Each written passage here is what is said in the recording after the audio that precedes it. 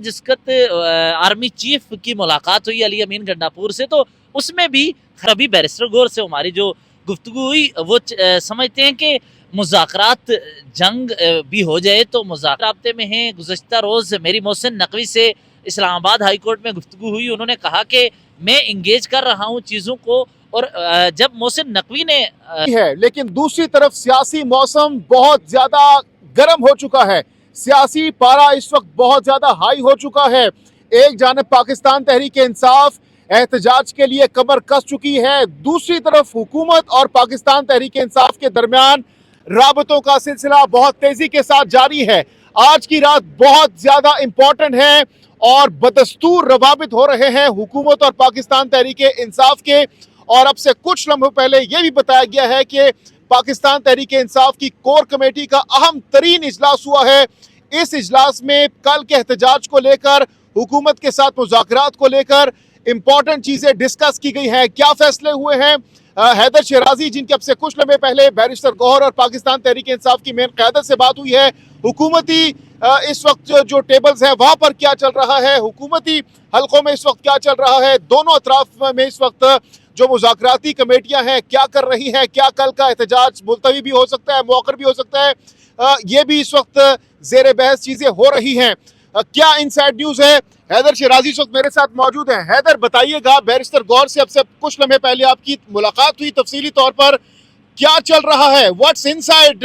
क्या इस वक्त जो टेबल पे दोनों अतराफ के फ़रीक़ैन मौजूद हैं, अब तक क्या डेवलपमेंट हुई है? देखिए, इस्लामाबाद में दर्जा हरारत तो थोड़ा आज कम है। उसकी एक तो मौसम ऐसा है, बारिश भी हो रही है, और अभी बैरिस्टर गौर से हमारी जो गुफ्तगू हुई वो समझते हैं कि मुज़ाकरात जंग भी हो जाए तो मुज़ाकरात के ज़रिए ही आखिरी मुज़ाकरात की टेबल पर ही फैसले होते हैं, वो ये समझते हैं। और इस सिलसिले में गुज़श्ता 2 रोज़ से मुज़ाकरात हो रहे हैं। एक बुशरा बीबी का जो स्टेटमेंट आया था उसके बाद मुज़ाकरात में थोड़ा सा तातुल हुआ, वक्फा आया, लेकिन कहा यह जा रहा है कि हुकूमत की जानिब से, रियासती अदारों की जानिब से, PTI की जानिब से शख्सियात ये चाहती हैं कि मुल्क में दहशत गर्दी के वाक़यात हुए। पारा चनार में आपने देखा कि वहाँ पर शहादतें हुई। उसके बाद चाहते हैं कि मईशत को सही पटरी पर डालने के लिए PTI के साथ बातचीत करते हुए इंगेज किया जाए, ताकि मुल्क के अंदर ये सड़कें जाम हैं, ये इस वक्त कशीदा माहौल है, इसका खात्मा हो।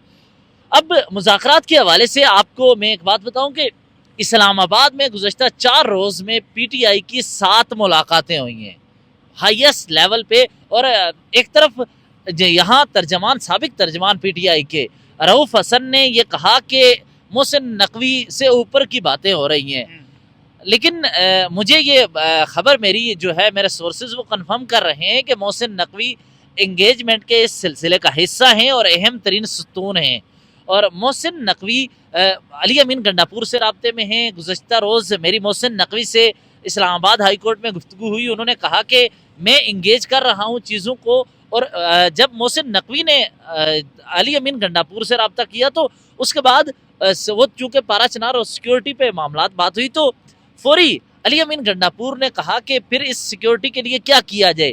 तो मोहसिन नकवी, ये इनसाइड आपको बता रहा हूँ, मोहसिन नकवी ने यह कहा कि देखें, इस वक्त आप इस्लामाबाद की तरफ आ रहे हैं, FCI एहलकार हम इस्लामाबाद ला रहे हैं, तो सिक्योरिटी के लिए कौन वहाँ पर सिक्योरिटी फ़राइज़ अंजाम देगा? KPK की सूरत हाल है। तो अली अमीन ने उस वक्त मुस्बत बातें की हैं सिक्योरिटी के हवाले से और मुल्क के मफाद में बातें की हैं। दूसरा, हमारे सोर्सेज ये बता रहे हैं कि उसके बाद जिसकत आर्मी चीफ की मुलाकात हुई अली अमीन गंडापुर से, तो उसमें भी खैबर पख्तूनख्वा में सिक्योरिटी के जो खदशात हैं उनको काउंटर करने के लिए इत्तफाक राय पाया गया।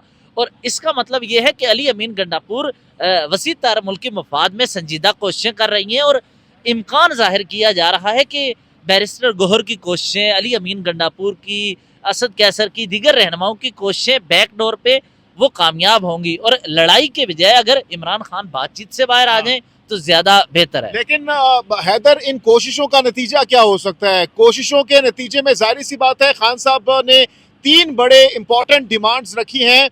उन्होंने कहा है कि कारकुनान और लीडरशिप की रिहाई, इसके साथ साथ जो तरमीम है उसको वापस लिया जाए, और इसके साथ साथ जो रूल ऑफ लॉ की उन्होंने बात की है।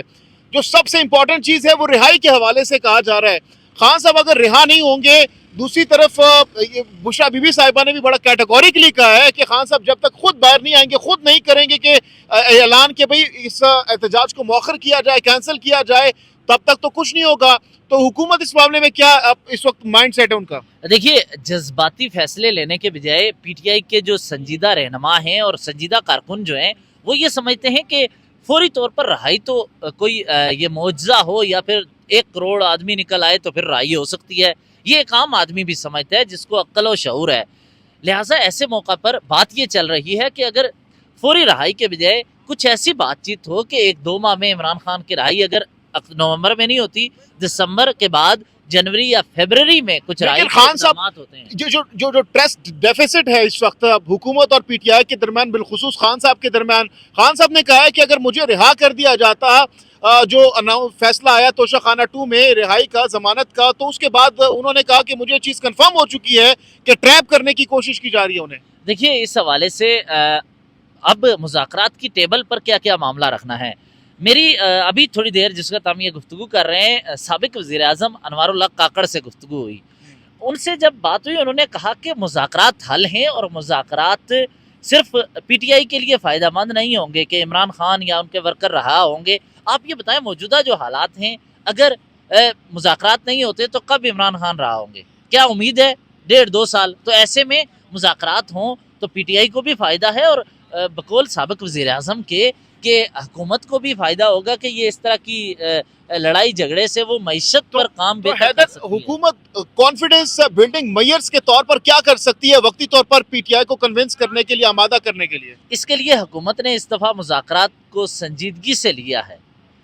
और क्या संजीदा लेना ही काफ़ी होगा पीटीआई को या खान साहब को कन्विंस करने के लिए? देखिए, इसके लिए ये हुआ कि हुकूमत ने इनकी टीम की मुलाकात करवाने का फैसला किया। संजीदगी से लेने के लिए उन्होंने कहा कि आपको हम मुज़ाकराती अमल के दौरान ही कुछ ऐसे मामलात, जैसा कि वर्कर्स की रहाई के मामलात हो सकते हैं। ये मुलाकातें तो जो तरमीम हो रही थी 26वीं, उस वक्त भी कराई गई। मौलाना साहब के साथ जब मुलाकातें हो रही थी उस वक्त भी कराई गई, लेकिन तरमीम उसके बावजूद हुई।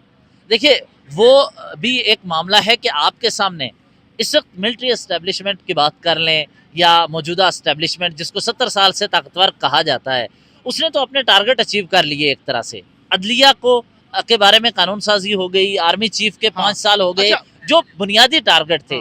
अब यह है कि मुल्क की मईशत के लिए इकट्ठे होना है और ताकि ऐसे फैसले हों ताकि जिस पर इस तरह के एहतजाज और चीज़ों से असर ना हो। इसके लिए इमरान खान के पास चीज़ें कुछ रखी जा रही हैं कि मुज़ाकरात में 10 पॉइंट रखे जाएँ। 5-6 पॉइंट हुकूमत नहीं मानेगी, 2-3 मानेगी, और उनमें से कुछ ये होगा कि हुकूमत अपनी प्रोसिक्यूशन टीम को कहेगी कि अदालत के अंदर रिलीफ फराम करे। और इस वक्त बारिश भी हो रही है, बारिश शुरू हो गई है कि पीटीआई के वर्कर अगर आते हैं तो सर्दी ज्यादा होगी। लेकिन लास्टली बताएगा, इस वक्त हम देख रहे हैं कि डी चौक के मकाम पर हम खड़े हैं, यहाँ पर पुलिस नजर नहीं आ रही। हैदर, नॉर्मली जब हम देखते थे एहतजाज या कोई लॉन्ग मार्च होता था, पुलिस की भारी नफरी यहाँ पर मौजूद होती थी। आज इक्का दुक्का पुलिस एहलकार या ट्रैफिक के पुलिस एहलकार हमारे साथ नजर आ रहे हैं। कल 10 बजे का शेर अफजल मरवत ने टाइम भी दिया है। क्या सरप्राइज पीटीआई दे सकती है और क्या डी चौक आ सकती है पीटीआई?